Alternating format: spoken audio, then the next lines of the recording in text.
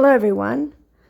I am still quite upset with the honouring of Scott Morrison, our former Prime Minister, who really got us through to open banking. He was the one who implemented it illegally, very, very corrupt for Britain, for the Crown, and is leading us to digital ID, and then also COVID and the vaccine tyranny, the absolute tyranny that we faced in Australia. He's just been crowned actually because of what he's implemented for Agenda 2030. Also, he obviously approved inflation, leading us to our current situation. And this guy is smiling, living his best life, and being honoured by our king. And I'm so angry and emotional that I actually had to just ground myself last night, and I'm not particularly ready to research much at the moment. But I had a conversation today. As I always say, I start my mornings with checking my stuff. And I had a conversation today with a Japanese follower of mine. And I don't mean like in a inferior way that someone's a follower, by the way. I just don't have any other word for it. So this person is amazing with their own knowledge and really open-minded, and is trying to figure out what's going on in their own country, in Japan, and has a lot of knowledge about how their government works, how it's all directly Privy Council. So it's not just about Commonwealth nations and all this stuff as to how Britain governs countries, and has a lot of knowledge about the Freemasonry and the Jesuit system. The Jesuit system is really big there because of the Spanish back while the Holy Roman Empire was trying to take over Japan, and then had Britain to do it, the British Navy and the British fleet with the Dutch fleet, Russian, American, French, and took over Japan. And there were a lot of assassinations and a lot of exiles. Anyway, I've had this conversation with this Japanese person. Their account's by the name of UNRM with some numbers in it, and they've told me actually that they weren't university educated, and I just find it. I think the reflection today comes from the fact that I'm having a very open conversation where we're both learning from each other, correcting one another, but developing an understanding, a mutual understanding of what's gone on within Japan, economically, politically, to control Japan and where it's heading, and how it's all imperial agenda and imperial policy. And just how controlled Japan has been, because believe it or not, because you would never guess that the Japanese are so unruly in a sense. They're not unruly, but they were so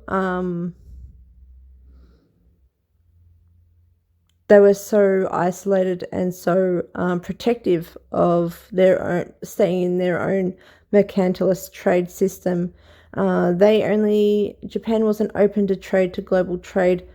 Japan was completely walled up, and it had its own system, and it was fine with its own system, and until Britain impregnated it and conquered it.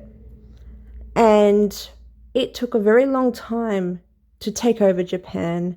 They had to kill the shogunate system. They had to put the imperial power back to govern the the country, which was just a means to an end. I mean, I think, wasn't it the emperor that emperor did? Were they assassinated soon after? Anyway, it doesn't really matter. There was a whole. What I'm saying is, it took a very long time, and it took a lot of work to subdue Japan and to govern it correctly. And that's why they have direct governance through Privy Council. That's why they have their Chatham House imperial policy really enforced over there. That's why they have a debt system. That's why they're import driven and so forth. And I was having this discussion with this Japanese account, and just having the open conversation. And there was an account as well that I know that brought in the whole like Jesuits and all of that backdrop, but I almost talked about it like it was some sort of like groundbreaking information that changes who rules Japan, or who rules what. And I quickly shut that down, because as we now know through the history books, that the Jesuit system was created at the same time as the Freemason system, just a few decades in between, but it was both in the mid to late 16th century. And it was around the exact time where the Holy Roman Empire was restructuring. And so these are two Templar military orders, and they just stem from different areas, from different origins. However, they carry the same, they pretty much are the same thing for the empire and for the Holy Roman Empire. It's not for the Roman Empire. It's not for the Babylonian Empire. It's not for any other empire other than the Holy Roman Empire. At that time, that was when the Templar Knight chivalric orders were actually being created or regenerated through these Freemasonry and the Jesuit system. So I wanted to be very clear with that. And then from there, the conversation between myself and this Japanese account grew, and we have just been going on and off, like bouncing off each other. And we're now talking about how suicide of children in Japan has become an endemic, and that it's become a really big issue, but that the government hides it. And we're talking about the reasons as to why they hide it and so forth. And I didn't even know that, because I thought, with my outdated knowledge, that the issue was always shame and just all these different psychological, cultural factors of Japan, pride and shame and all of these things, and success. If you don't have success, then usually it's culturally a norm to suicide. So I thought that was the greatest issue, but it isn't. So it's just really interesting when you have an open conversation that you learn from each other, and it doesn't matter where you come from, what your background is. If you have a curiosity and if you have an open platform and you learn from each other, and then you talk to each other, you can learn anything, absolutely anything. I came from a really poor family upbringing, and I didn't even know how to study, and I had to teach myself. And when I taught myself, I became a scholar in the university system, and I was in the top percent. And I was granted all these opportunities and all these wonderful things that I never thought would be possible for me, because I was never even in my own family role system and my own upbringing, I was never taught to believe that I was anything but an artist or a dancer or anything greater than that. And it doesn't really matter where you come from if you are open-minded, if you're willing to find out things and to explore. And I know for a fact that the majority of you who follow me and follow my channel are exactly that, because I think the only way you could be still following my channel would be the fact that you are curious and you have outlived the system that we are currently oppressed by. So that's just a bit of context as to how I've gotten here today. And I wanted to talk to you today about, it made me realize just how valuable open conversations can be and are, and yet they are so rare in this artificial online system. And it made me think back about censorship and about what I've experienced and endured and the new means and tactics of censorship. I think I really want to talk to you about it because it's a cultural issue. It's not really a cultural issue, is it? Hold on, I should word that differently. It's not a cultural issue. That's what we're made to believe. It's a systematic weapon. It's a weapon of a system to censor dissent and to control public opinion and the proletariat. As simple as that. So, and there's new ways of going about how they do that. And I think I want to explore that. So if I'm sure you've thought about these things, I'm sure you've experienced these things, but you've gone, oh, well, or you've shrugged it off, or you don't really know, you haven't had the validation of understanding exactly, oh, have I been gaslit? Have I been attacked? Have I been silenced? Why am I being ignored? Etc., etc. And you can understand that. And I would love to know in the end as well, in the comment section, if I've missed anything or if you have any questions. I'm more than happy to ask, because of what I've been through for the last 2 years, I can tell you almost everything that I've been through. And I'm not just talking about the Megxit community here. I'm talking about the entire system, because this is a system. This is not just the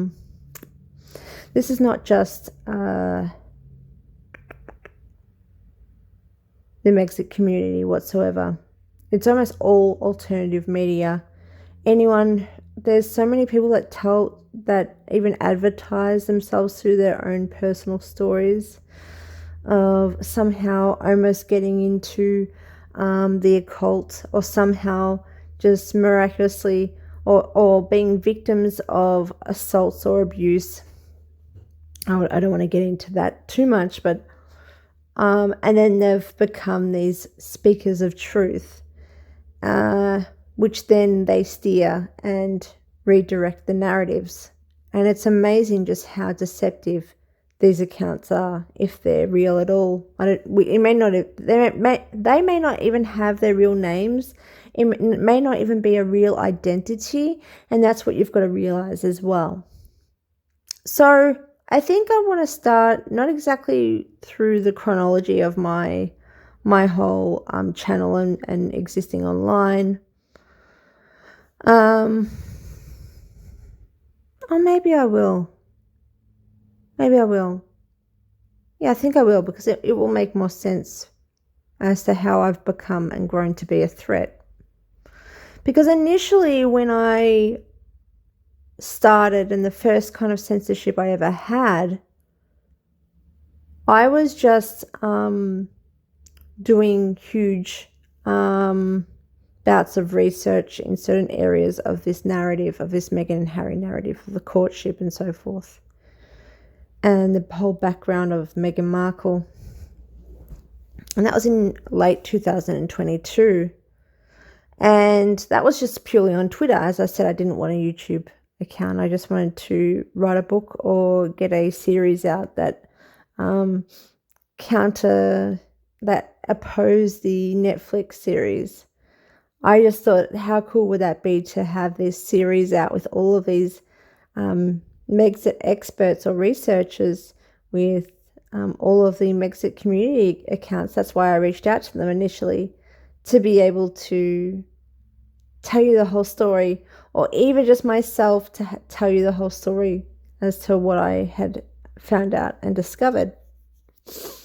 And when I did that, I didn't really have any issues. I didn't really have any issues with censorship because it validated the whole narrative. And it's funny, if you look back at that now, that's like a huge red flag, right? It's like, well, how's that? Only because now all of us have endured so much censorship or attacks and personal attacks and smearing and all that, and not any of these kind of tactics these days, because we're opposing the narrative. But initially, because I was all for the narrative and in support of the narrative, it never changed. I'm going to move up so I can give you this post that I've put through. It never changed. If anything, if there were any kind of, maybe if it didn't feed the full narrative or the ideas, the notions that were being protested at the time, like surrogacy or like the royal family's involvement, then of course I would get slack, or I would get people not wanting to hear it or being very upset by what I was saying, because back then that was just unheard of, That was really unheard of. That was really where it all started, was in late 2022. No one heard of this stuff. No one heard of questioning the narrative, really. All these little sub-narratives that were given by genuine people like Lady C.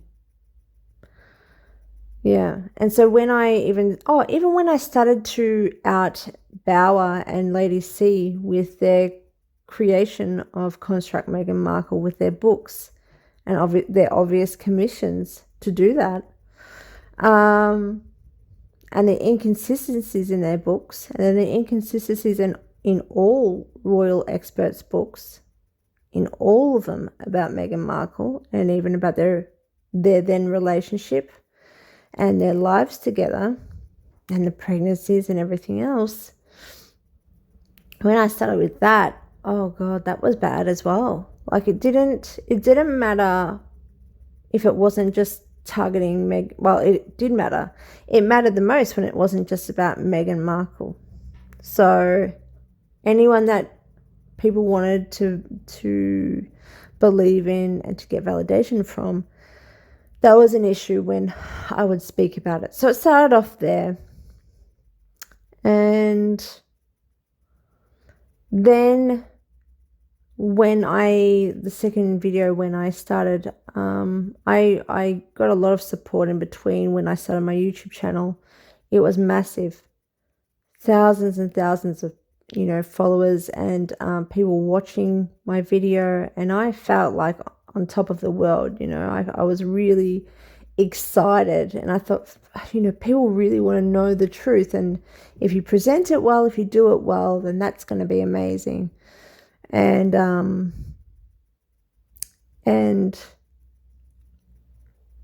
then the second video hit, which I thought was still a part of this, exactly what I was doing. But I didn't know, obviously, that was against the rules. That me exposing that Meghan Markle wasn't pregnant with Fauci, even though there were the whole moon bumper and surrogacy stories, Can you believe that? So there's a surrogacy story. So I'm not thinking I'm doing anything wrong. There's a surrogacy stories, or the claims, and then there's the whole like Meghan Markle could be even have different parts. I don't know if that was then, but Lady C's claims that were just so unbelievable. But it allowed for the craziness, I thought, or for like bold claims to be shared and exposed. And then I did the Vogue video of Meghan Markle and and I think what happened is it implicated a whole system, a whole British system of Vogue, of the photography that sadly passed away soon after.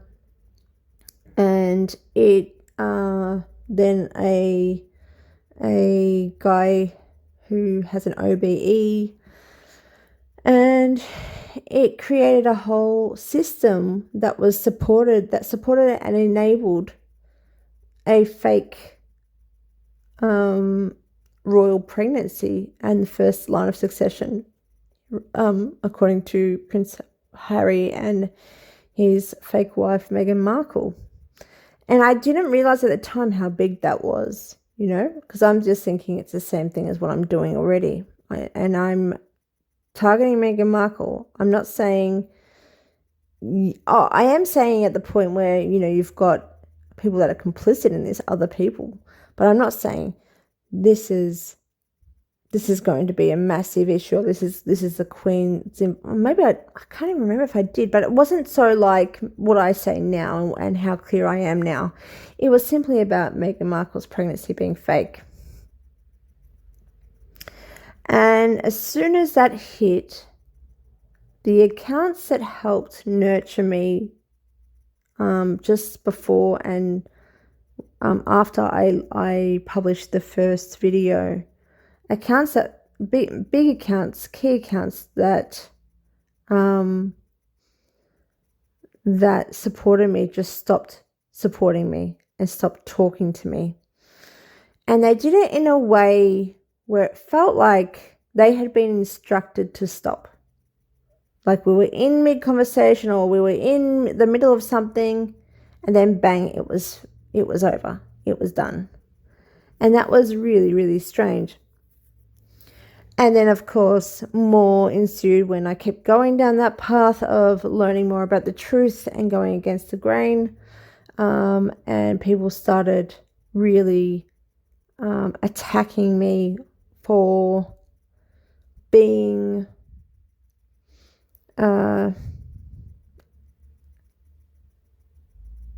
anti-royalist or anti-royalist. And I had even asked certain accounts that were following me, what do you think of me starting to spill the beans on this stuff?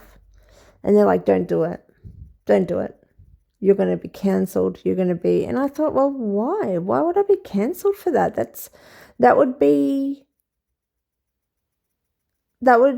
Why would I do that, And why would you care if I did that? That's probably the bigger question. Here I am thinking I'm talking to somebody genuine.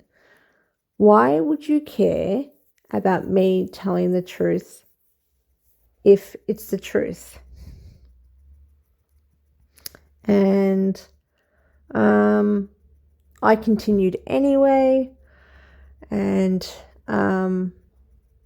almost all accounts stopped.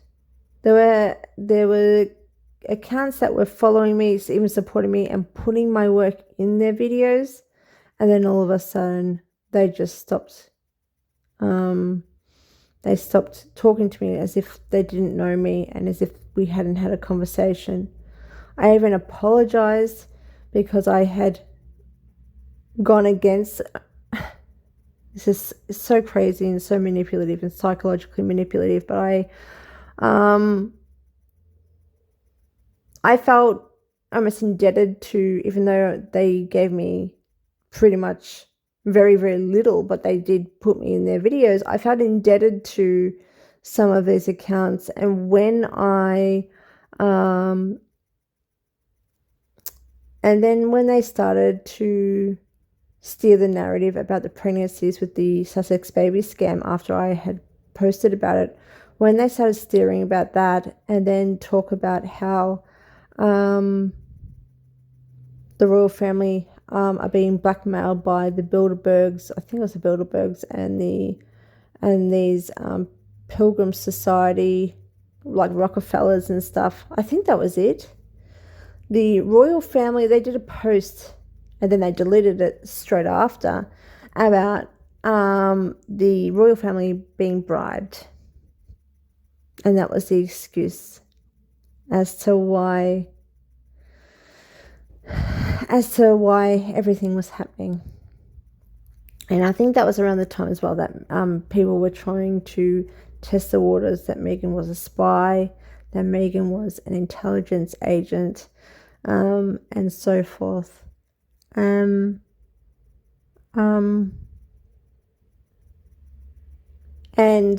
I had opposed these posts quite, emotionally. That's what I do when I'm following someone that I'm loyal to, and then they start this shit, and then I'm like, I'm really, I'm pretty hard on them. I'm like, well, I'm really disappointed in you, or I'm like, what the fuck, or I'm pretty.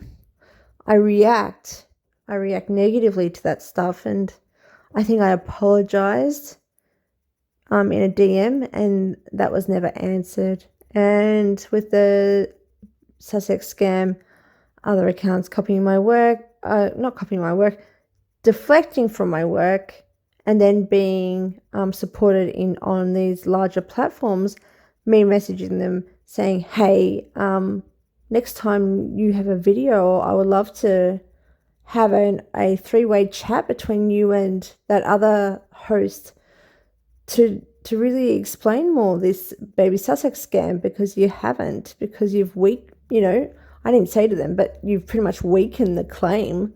You've weakened the proof.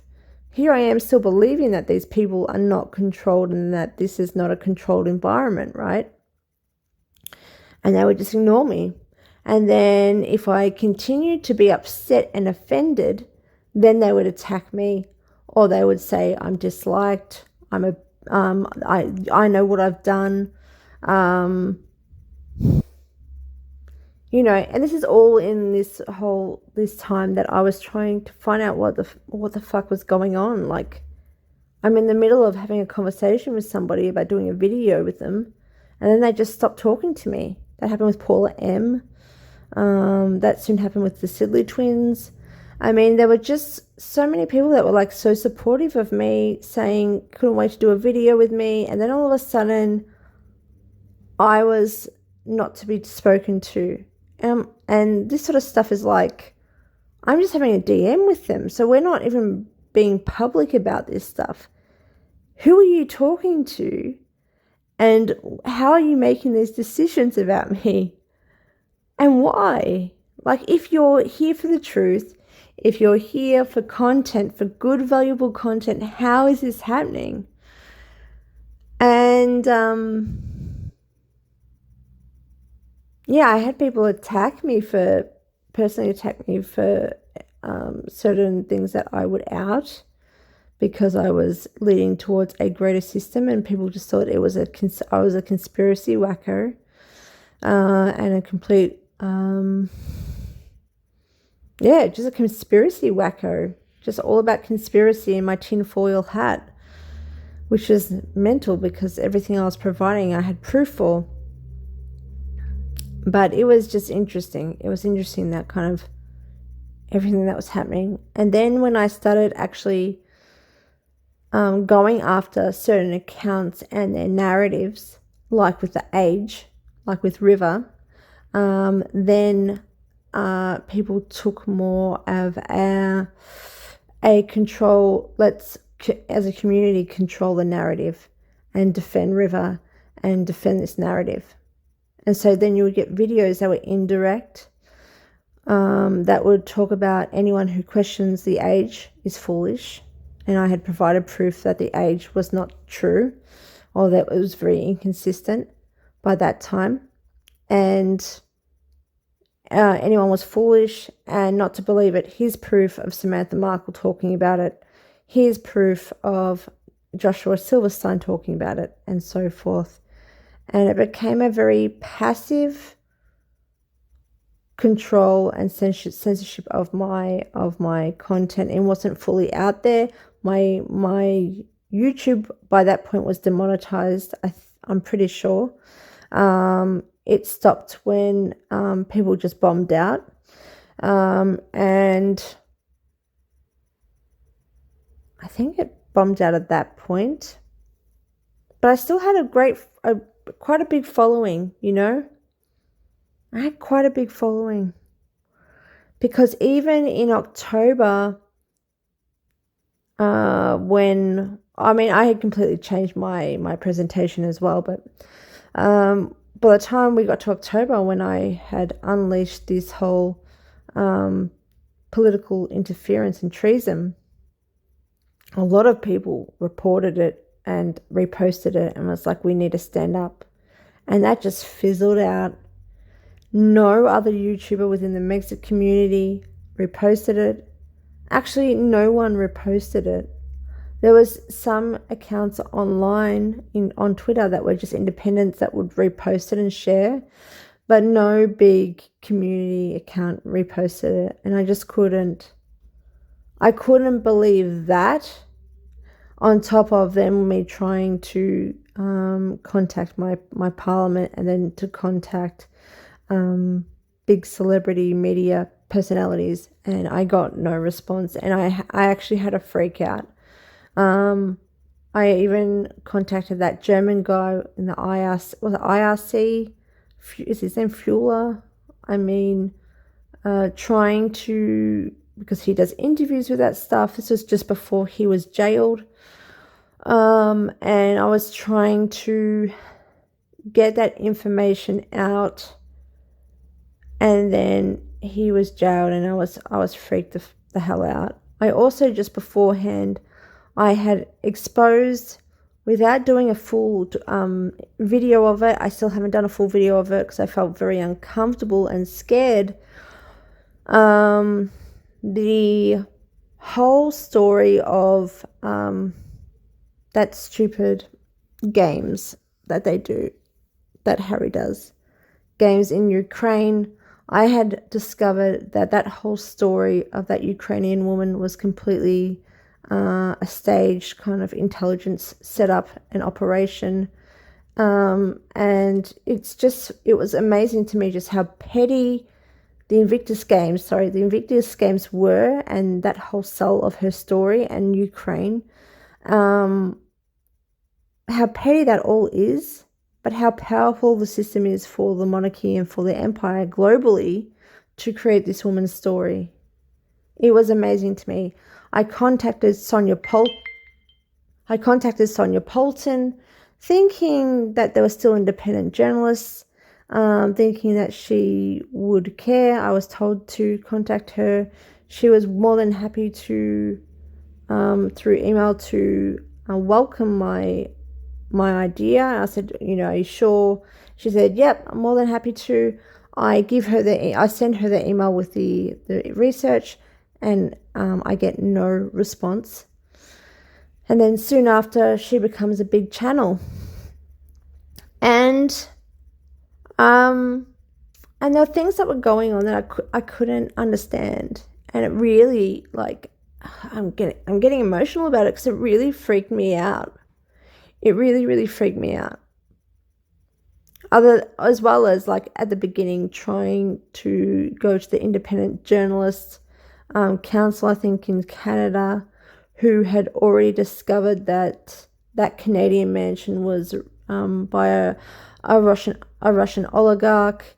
And I thought, holy crap, they do independent journalism. Even the French envoy, I was like, oh, they do independent journalism.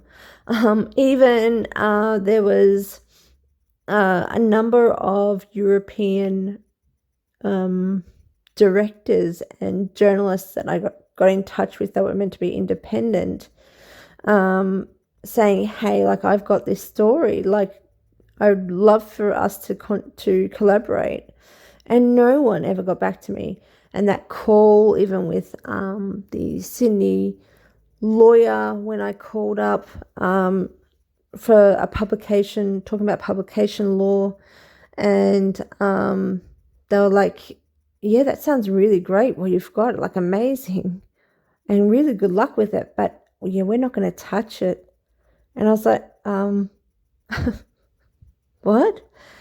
And it's just all of this like accumulation, and by October, by September, especially me even contacting Sonia Poulton and her not responding, having British people, British journalists who have their own newsletters and stuff, snob me off and shut me down when somebody has suggested, referred me to them to do some sort of piece. They're like, yeah, no thank you. And I'm like, how do you know about me or my work? How are you not asking about any of my work, and how are you shutting me down like this? It become very, very like there was a hidden word and hidden understanding of what actually was taking place. And it scared, even now, talking about it, it scared the fuck out of me.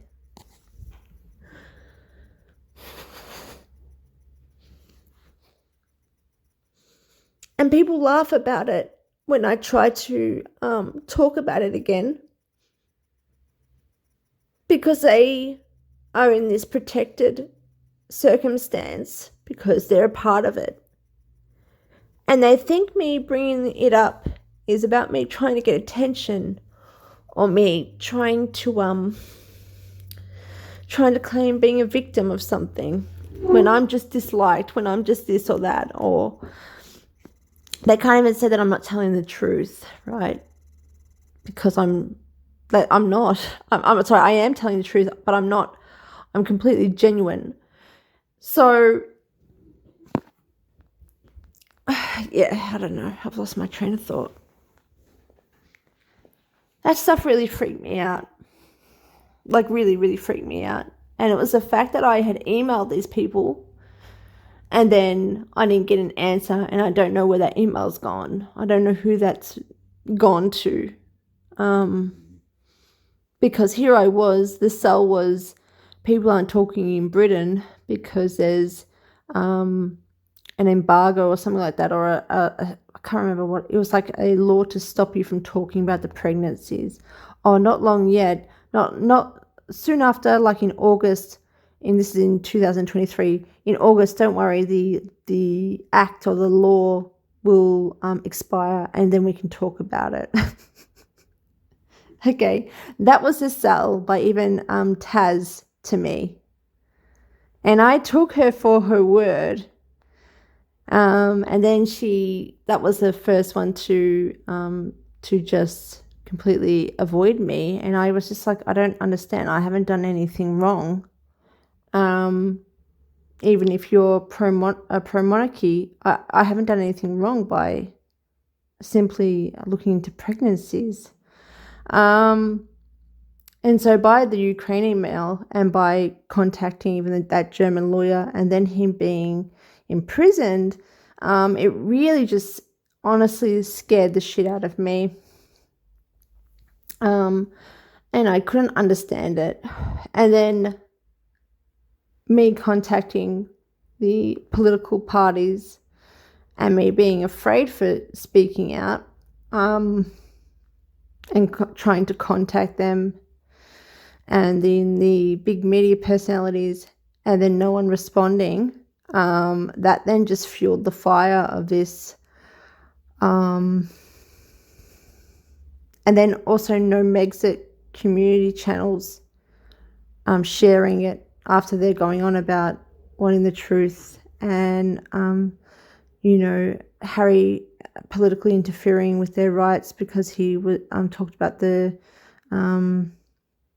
freedom of speech and voting and stuff, and I couldn't understand it all. That was really the big censorship. That was the unspoken censorship This was before I was smeared and before it was like real direct, overt censorship of my channel. And that's at that point, there was a lot of COVID PSYOP coverage of the vaccines, of the effects of the vaccines. It went from everyone will die in the next 10 years to it depends. There's a percentage survival rate based on how many vaccines you've had. Don't worry, you just need to follow this protocol to eliminate the spike proteins and then you're going to be fine. To there's metals in you. To there's transmitter metals in you. To all of these crazy things. And I'm still thinking that there are truth tellers, that there are speakers of truth, and I'm just having a massive freak out with everything and becoming very fearful of almost everything at this point. And not understanding the world I'm in either, because I've just tried to contact my parliament in Canberra, and they're avoiding foreign interference and treason of the Crown. And I'm thinking, holy crap, like, is everything I've ever known, is that not true? Like, it was just, the betrayal was so strong that it was even, that was fearful, you know? Everything was just really scary at that time. And I was looking into Pascal Nayati and Astrid Struckelberger, not thinking that they were controlled opposition, promoting a Trump campaign, of him dying of COVID, of dying of the vaccines, and her also saying you can kind of cure yourself from the vaccines and the spike proteins with this diet. You know, it was such fear-mongering at that time that I was following it all and just looking into it. And I was thinking, okay, by this month, this is meant to happen, this takeover. By this month, this is going to happen. You know, oh, I should stock up on water. Oh, I should stock up on all these things. And I was really just, you know, freaked the hell out. And in the meantime, while I take a break from all of this stuff up until February 2024, and my whole channel, by then it's completely just dulled down. There are people just avoiding me, ignoring me. I'm censored in a way that is about me being a conspiracy wacko at this point. And everything I'm saying is not true or offensive. Mostly offensive. I'm going to move this. And I've done that, so I'll just do that here. And in the meantime, I'm discovering, I can't remember exactly when this was, but I'm in the middle of trying to understand this bigger system, trying to understand about the Crown, trying to understand about who's in charge. And there's a lot of researchers online that are, and I'm still chatting with Pascal Nayati directly. I'm still then finding his stuff and going, no, that isn't right. Questioning his motives, questioning his content. Soon enough, you know, I completely expose him as a fraud, and I move on from there. And also Astrid Struckelberger. And in the meantime, I'm finding out about the Crown, about the system and the history, or I'm trying to figure it out. But it's everything that's online. It's not anything that I'm kind of trying to figure out myself. It's everything that's kind of still, that's all media that's been fed to me. So it's all controlled media. I was still extremely fear driven, and I think, you know, there was a point that I just had to stop and stop for a bit to just have my own life and to find joy in life, because there was so much despair, you know.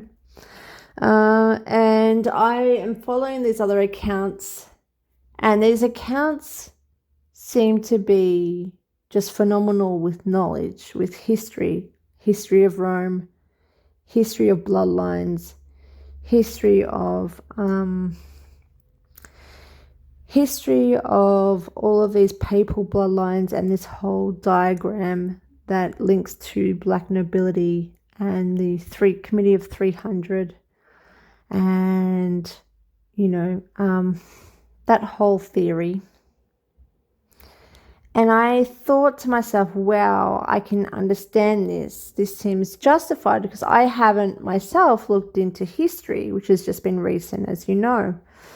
And so, you know, that Rome never fell. All of these families have bloodlines. And the main justification for it all was that papal Rome and the Vatican funded the Bank of England.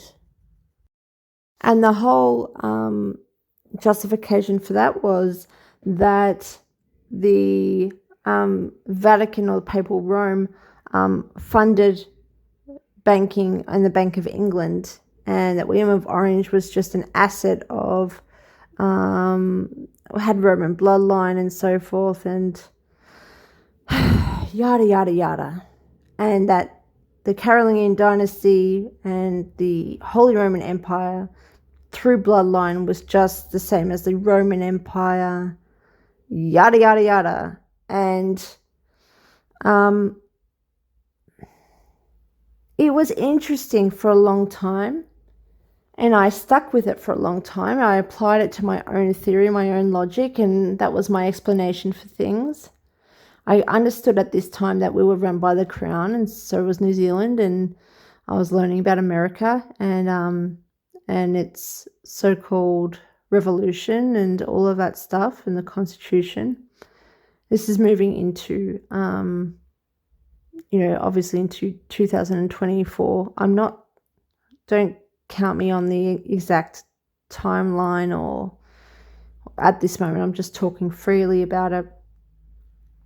And I'm learning about this stuff. And I think what I'm trying to get at is, with these accounts, when I would talk to them directly, they were pricks in a nutshell. And I thought of it as it was just somebody that had enough, was overwhelmed with everyone coming at them and talking to them, and were used to probably people just attacking them and saying you're a conspiracy wacko, you're a moron, just like, you know, it had been done to me. And so I could understand that they were just going to filter out the noise and say, and just be like, you know, no, you're wrong, you're an idiot, this is the truth.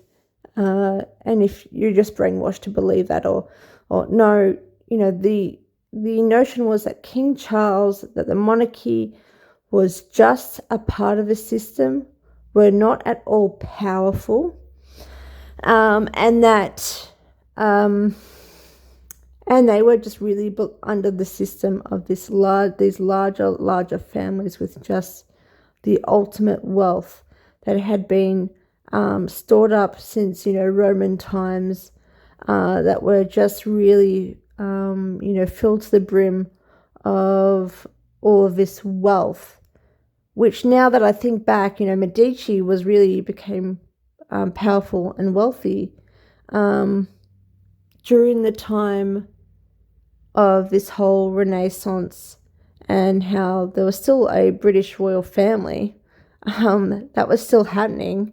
And of course, a king is far more powerful than these old families, and these families could be used as tools. But I didn't know that at the time. I believed everything I was hearing about these bloodlines and about this information. But at some point, it just become very limited in that whole understanding of, okay, so we've got bloodlines. How can you give me a true account of history, like throughout history, everything about it? How can you explain to me the Privy Council? How can you explain to me all of these things that have happened? And I didn't understand, when the Magna Carta was drawn up, that was still during the Holy Roman Empire at the time. Because I'm still thinking they're selling it to you like it's just all the Roman Empire. So they're saying the Magna Carta has been drawn up by the Roman Empire and it's Roman law. But this is a time of the Holy Roman Empire, and there's been no separation, and no one's really giving you a proper, real explanation, a definitive explanation. And then when I've asked for more things, they've just been really, really cruel and apathetic. And it got to a point where I was still trying to converse with this person. I was trying to develop a thicker skin. And this certain account that is meant to be the ultimate of all of this knowledge, and everyone refers to this one account, and they provide the same fucking diagrams, and they provide the same explanation every time, and then they get into this information, and I get it. There are things that are definitely true, but I'm not understanding